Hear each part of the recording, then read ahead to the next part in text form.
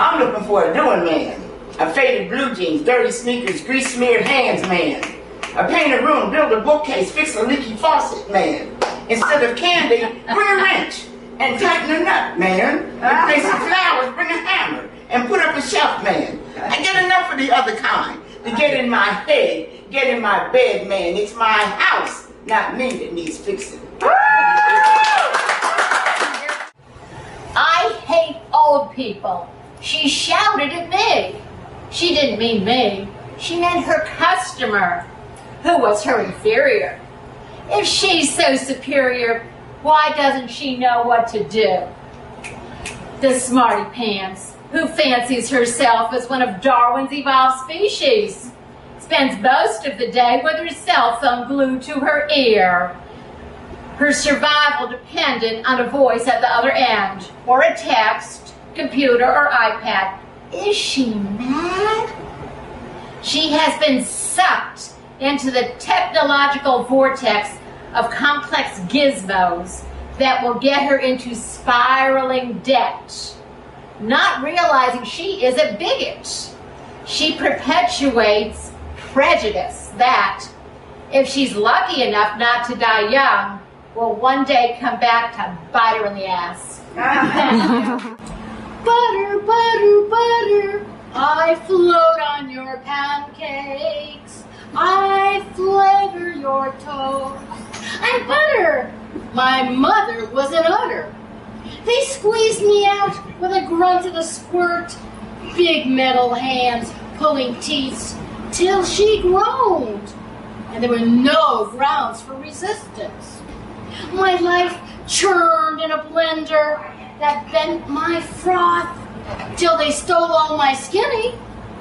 Now I'm butterfat, cursed to compete with, I can't believe it's not flutter butter, in a tub, and a margarine stick thin, all hydrogenated, inflated molecules that clog your arteries as you eat each treat.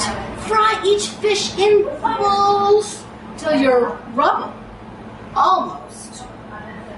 You're eating your heart out, but need to conceive and believe your arteries won't attack you.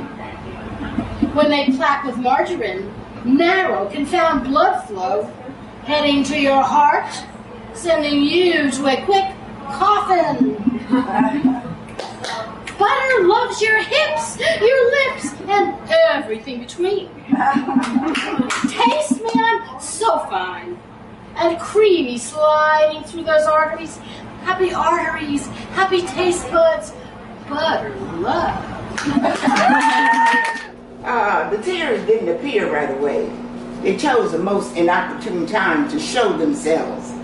How do you explain unprovoked tears to a bus full of hard-hearted New Yorkers? Will they understand that what they're witnessing is a happy mixture of profound sorrow and unexpected joy? Not just another one of them doing what they do best, resetting to zero. The past 3 days went by so quickly, no time to reflect until now.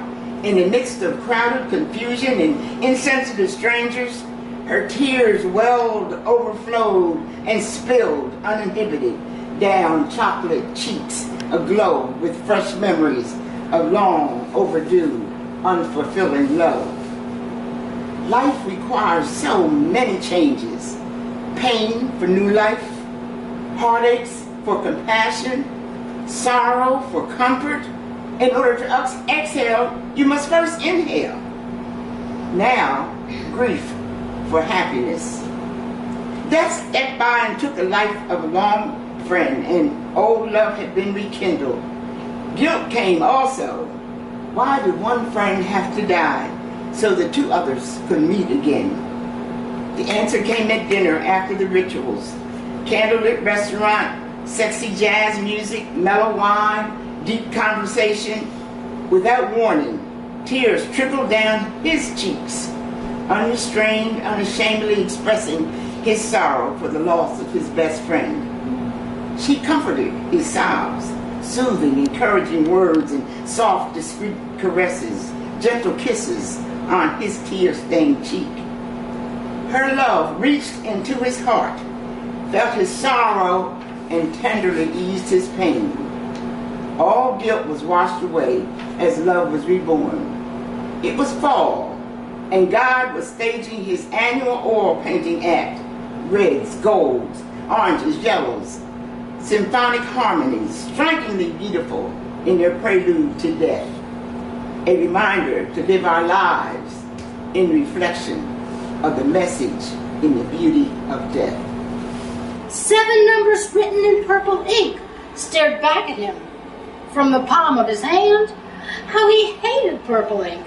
No amount of washing could remove it. He remembered the scent of vanilla and chlorine and the sight of her in a red bikini, stretched out on the edge of a swimming pool like an invitation to a party he wanted to go to. So he invited her and professed his love, which cost him dear in drinks and chicken wings at a nearby bar. She penned her phone number into his palm in purple ink, the color of her passion. A flash of scarlet hair, jade eyes, and a red bikini shot through the mist of his tequila-soaked brain. He cried out in pain, but he could not remember her name. Now the numbers mocked him, numbers without a name. Should he call? Could he call? Would he call that girl in the red bikini whose scent had claimed him? Purple ink was starting to look sexy. Oh, Pluto, what have you done that you have been cast out of the solar system? They say it is because you are too small. But does size really matter? Could they not have grandfathered you in like they did with my bank account?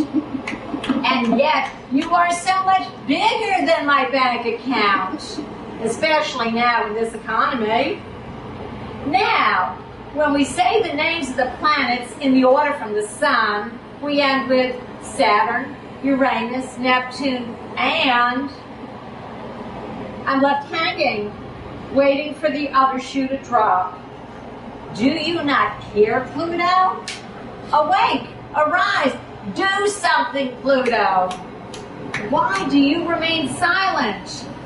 Is it because you know you will be here eons after these foolish scientists are gone? Or is it because you know that in my heart you will always be a planet?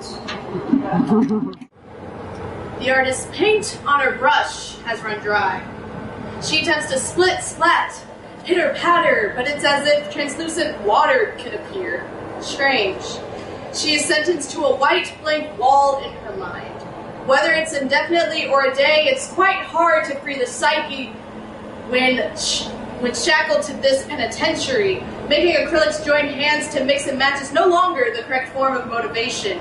She can pull a Shawshank by picking and digging until a large hole emerges. Hopefully its depths contain the buried images that were useless then, but well needed now. However, unlike Andy Dufresne, she isn't patient enough to create the first scratch. Well, sleep must work. A menagerie of ideas can come from dreams. Who can argue with psychology? No, she sleep for too long and the wall will turn black. Pulses vibrate upon her brain, converting into knives, slicing her internally as punishment for her cluelessness. Creativity cannot be forced out of her as she would like it to, so why waste time? Suddenly, a fleck of dried red paint is discovered on the canvas. Apparently the brush hasn't been cleaned thoroughly. She dips fresh crimson upon her tool and pauses. She doesn't want to anger the wall. It is hiding something meant to be hidden. This color could reveal the bestiality of the purgatory she endured, maybe even a taste from hell. Grasping too firmly to her brush, she cries, "No one must know! How could one begin to fathom the strokes of her horrible past that wouldn't come out until art became the sorry excuse? Give the wall what it wants, she cried. Who has ever thought that bleeding would be more beautiful over purity? This artist is no martyr. She isn't. But to become a hero to those tired of the cliche masquerade of joyful masterpieces, she must paint. The cerebrum cannot pressure the scab for long because red will soon be spewed everywhere. And yes, it's spewed everywhere.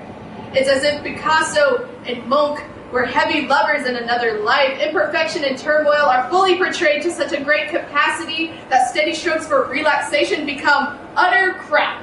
Throwing globs and globs of paint, she wrestles with the no longer empty canvas. The fight goes on and on for so long that the wall shatters. Her mind is free. Yes, she is free.